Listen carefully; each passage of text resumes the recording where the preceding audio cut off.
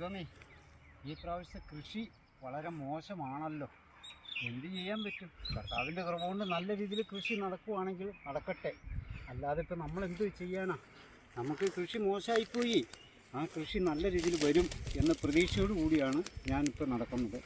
എൻ്റെ കപ്പയൊക്കെ വളരെ സൂക്ഷിച്ചു പോയല്ലോ ഈശ്വര. പന്നിയിറച്ചിയൊക്കെ മേടിച്ച് ആവശ്യത്തിന് വെച്ചിരിക്കുക. രണ്ടിയോട് കപ്പ പറിച്ച് അമ്മാവന് കൊണ്ട് കൊടുത്തേച്ചും പോരാ.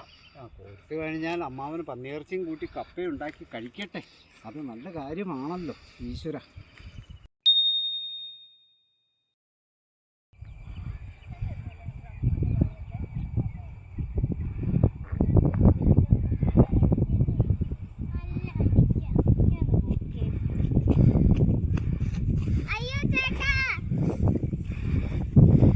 ഞാൻ പറഞ്ഞല്ലോ നിന്നോട് ഓടിക്കളിക്കരുത്.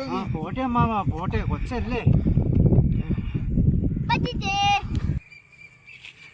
ഇത് എന്നാ വിശേഷം? എന്റെ പൊന്നു മോനെ, നീ എന്നെ പറ്റിച്ചല്ലോടാ. ചേട്ടാ എന്തിനാ പറ്റിച്ചൊക്കെ പറിച്ച് തിന്ന് മോന് വല്ലതും പറ്റിയോ? ശ്രമിച്ച് നമുക്ക് പോകാം.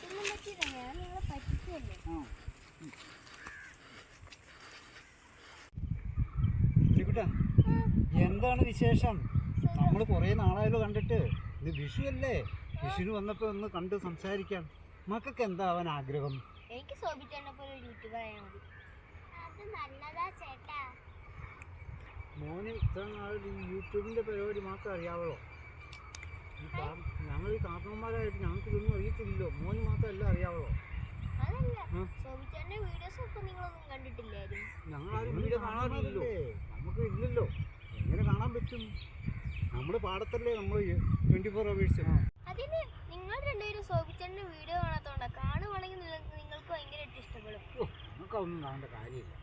അത് കണ്ടിട്ട് എന്താ കാര്യം? എന്ത് കാര്യം? എന്നൊക്കെ